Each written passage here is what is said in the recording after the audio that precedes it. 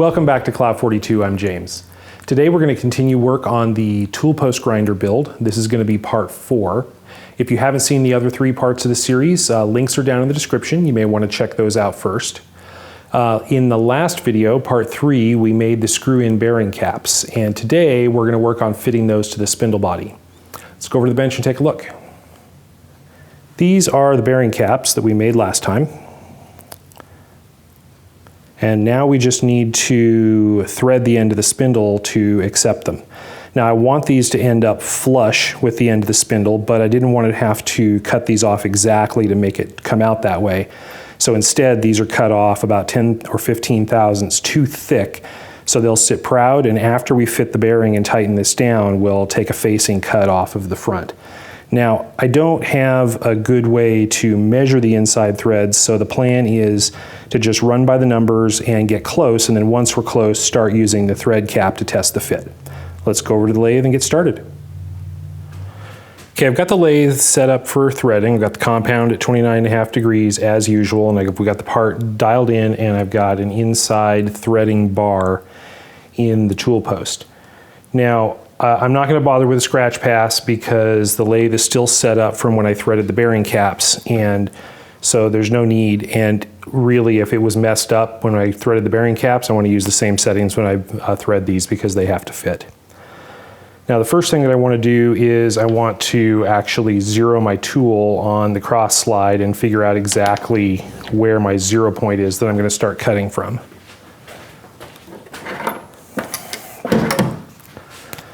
I'm going to start by just putting some Sharpie on the inside of this.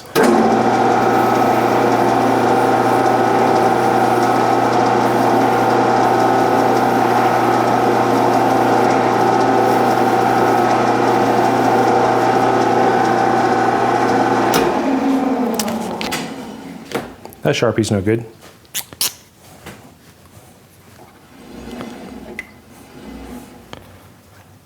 Okay, let's try a different Sharpie.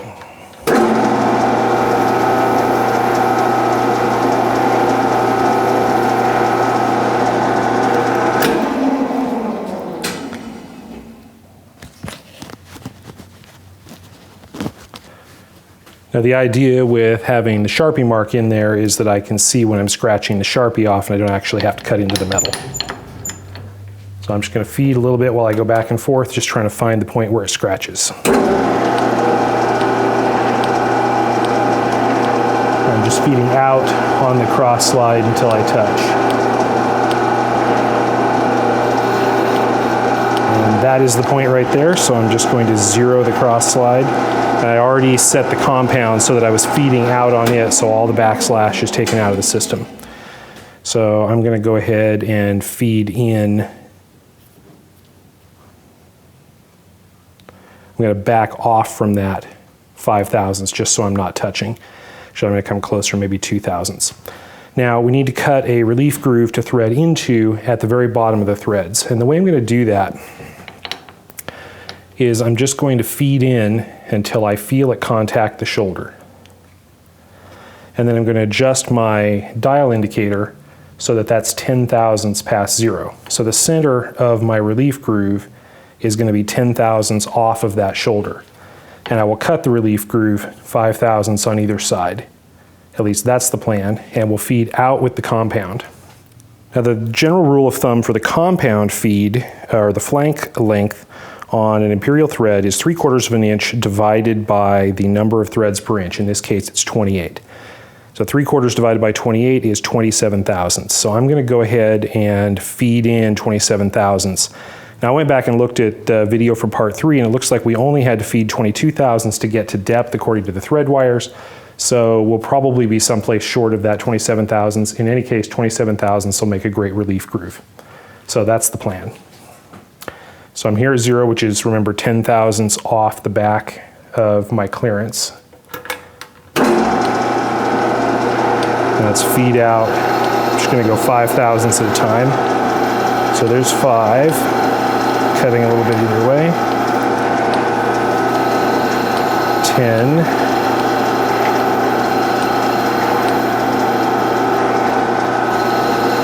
15.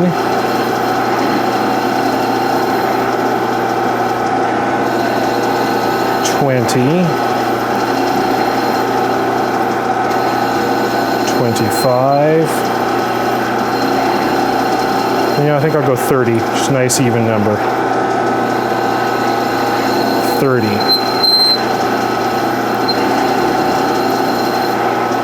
I'll feed back in off of that, back to come out and leave it 5/1000ths shy of the surface. And I can pull out and take a look. Well, that actually looks pretty good. We've got a relief, and it's right in the back where it needs to be. Okay, now we're going to thread this, and when we thread it, I'm going to need to stop. So since I've got the groove located 5 thou on either side of my 0 point here, that means that I need to stop right at the 0, or 5/1000ths one side or the other, and I'll be okay. So let's go ahead and take a 5 thou pass for the first pass, and let's see. Threads per inch is 28. And so I can engage the half nut at 1, 4, 7, or 10. So any of the quarter turns. And I've only got this running at 150 RPM, so it should be moving slow enough at 28 threads per inch that I can stop it in that valley. And I practiced a little bit earlier, and I think I can do it. Let's see.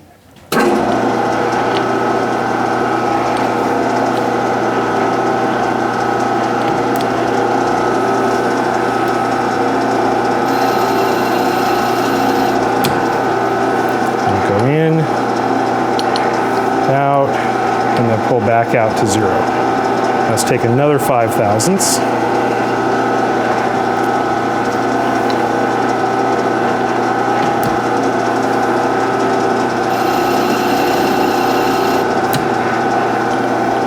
Got to remember to go in instead of out on the cross slide.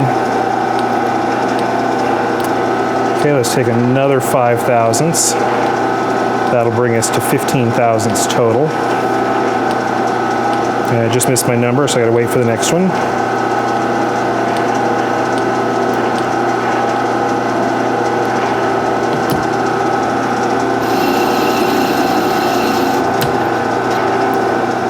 In, out. So we're getting a little deeper. That's 15. Let me go ahead and take 3 more and bring us to 18. I think I'm going to start checking around 20 just to see how things look. And I'm going to put a little oil on here. We are using carbide, but oil will not hurt anything.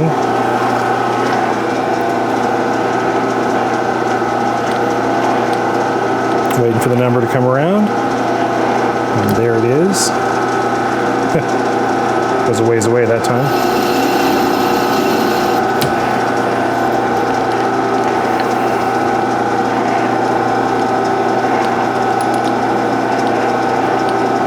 And let's come out 2 more, and this will put us right at 20.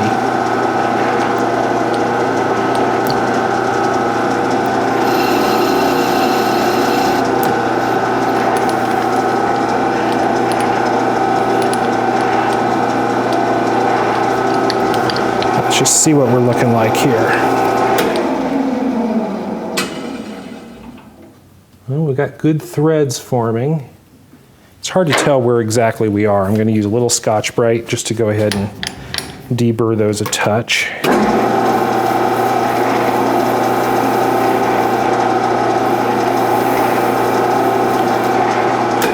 And let me grab one of the bearing caps to see how it fits.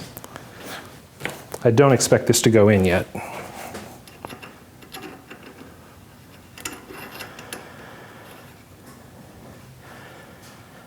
It's just biting, but it's not going in.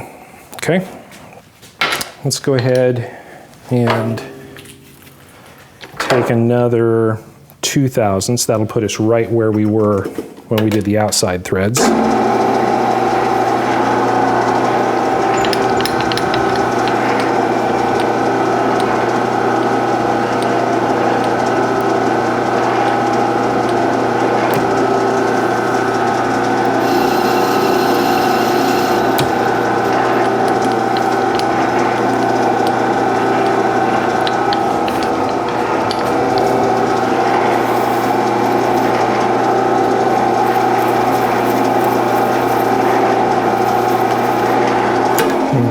little bit. See where we are.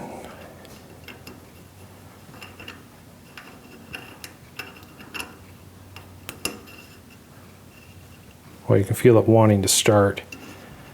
Let me clean that edge up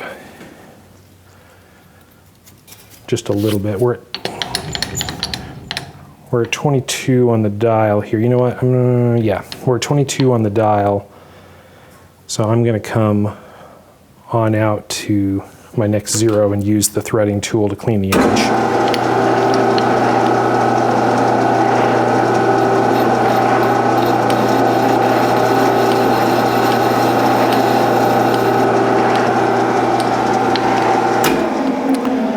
Back in and come back out to my 22, and I'm just going to run a spring pass just to make sure we got a good number there.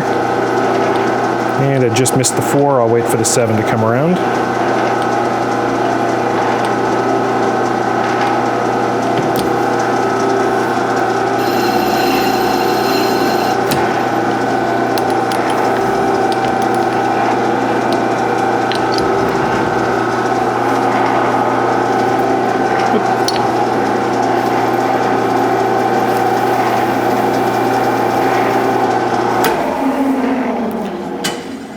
Okay, let's see where we are. Nope, not quite going to go in. Oh, don't want to cut my fingers. Let me grab my pin spanner here. Nope, that's a little too tight still.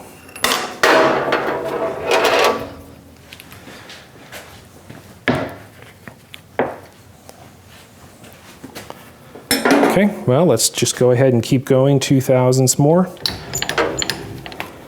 See where that gets us.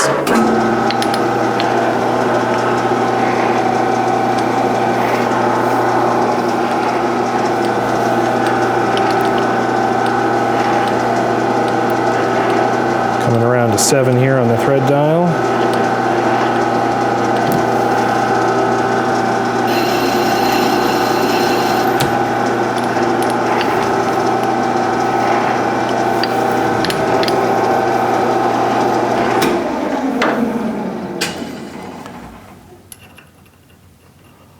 We want these to be fairly close fitting, so we don't want to overshoot. And we are getting very close. Yeah, that's pretty tight.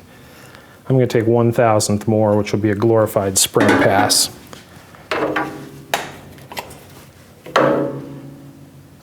And this brings us to 25. And remember, our original estimate based on the rule of thumb was 27. So.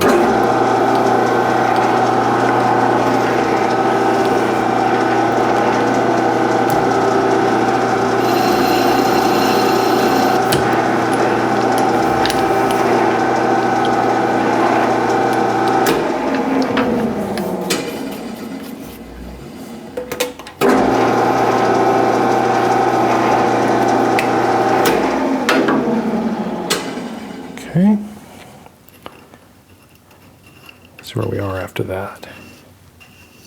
I think we are there. Let's see. Oh yeah, we're definitely there. Yep, this is going to go all the way in nicely. Here, run this back out. And I think it's time to get a bearing.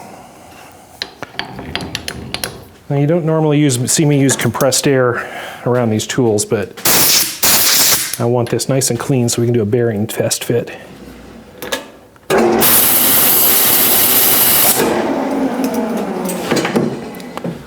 Let me grab a bearing.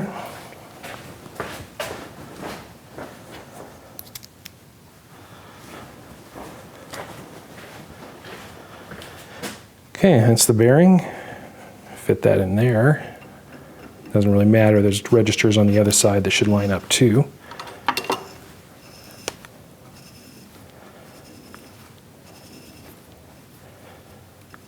So far, so good.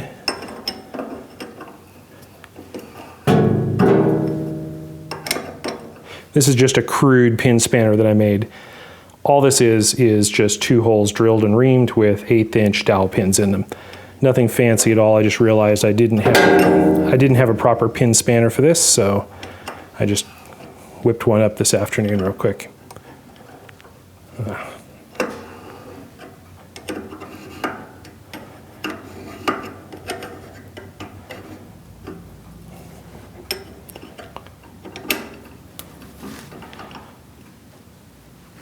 Okay, that's nice and tight. Bearing spins freely. That is exactly what I was looking for. And we are just a little bit proud, which is also exactly what we were looking for. Wow, that is just beautiful. Almost thinking I might not want to turn that. I'm going to turn it. Grab my carbide tool.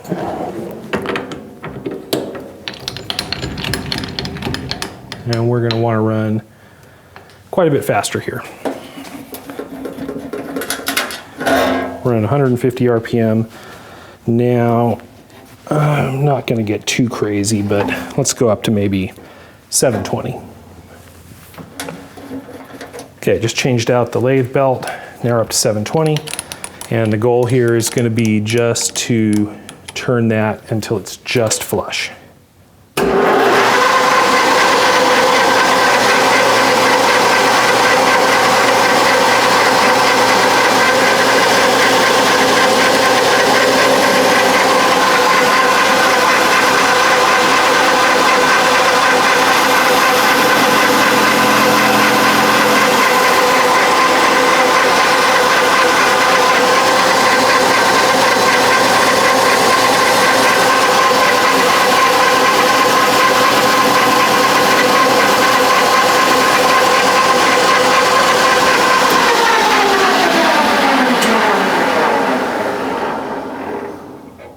And there we are, just flush. Let me deburr the inside edge of that.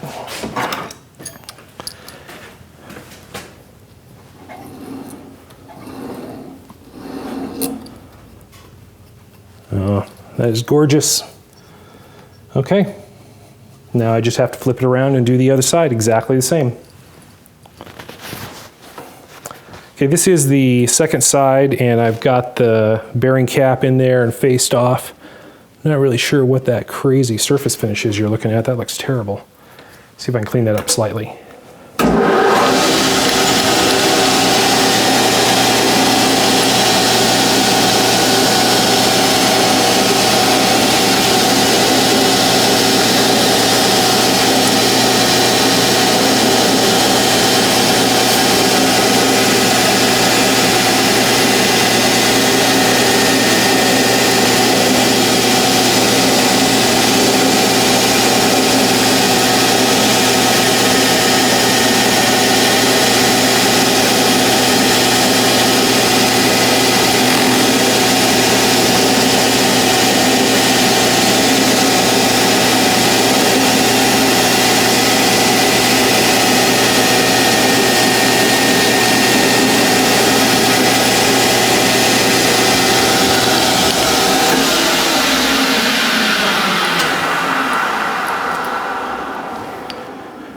Well, it's a little bit better. It's going to be fine.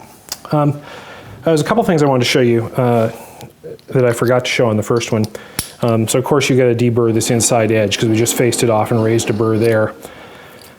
There's also going to be burrs in these holes for the pin spanner. And the easiest way to do that is one of these little no-go rotating countersinks. Take the burrs off of those. But the harder thing to get at is actually on the outside edge of the thread. When we made these originally, we put a little chamfer, a little lead in on the outside edge of the thread, and we don't have that anymore since we faced that edge off, and we can't get a tool to it to actually cut it. So what I'm going to do, gotta loosen this cap first.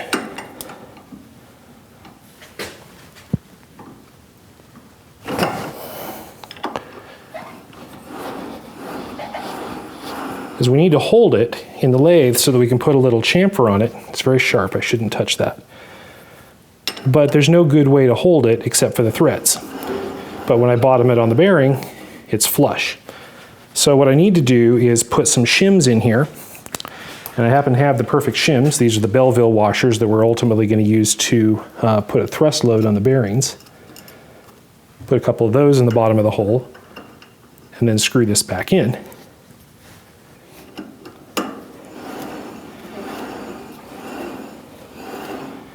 And that will leave us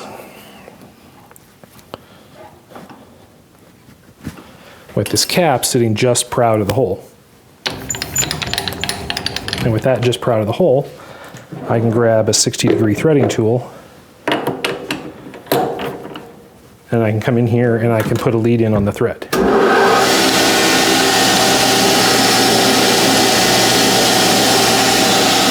a little trouble working around the camera here.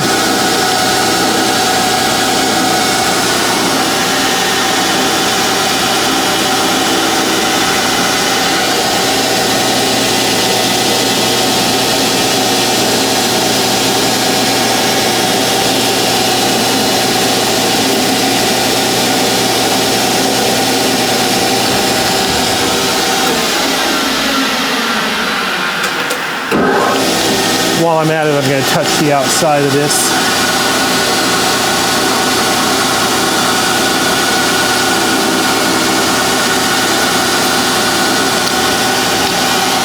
Take off the burr we raised on it as well.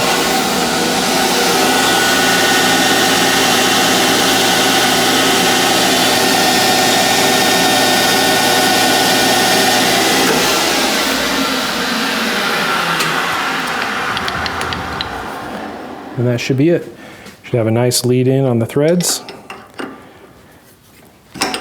so it won't cut us. Of course, they're very tight after turning like that. They're a little bit spring-loaded because of the spring down in there.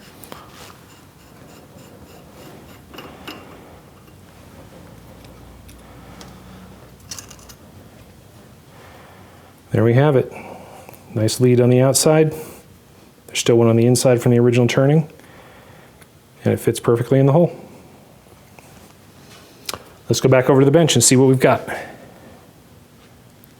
Well, that is the spindle body with the bearings complete. You know, I never was happy with the surface finish I was getting on the end of this, so I went back and took another run at it. And this time I used a high-speed steel tool instead of carbide.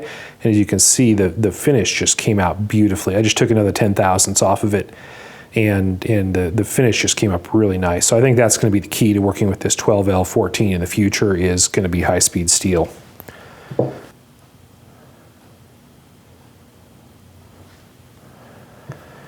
Next parts to make are the spacers for the front and back for preloading the bearings. That's just a simple piece of turning, but we will do that next time. Please give me a thumbs up if you're enjoying these videos, comment below, and be sure to subscribe so you'll be notified of future videos. Thanks for watching.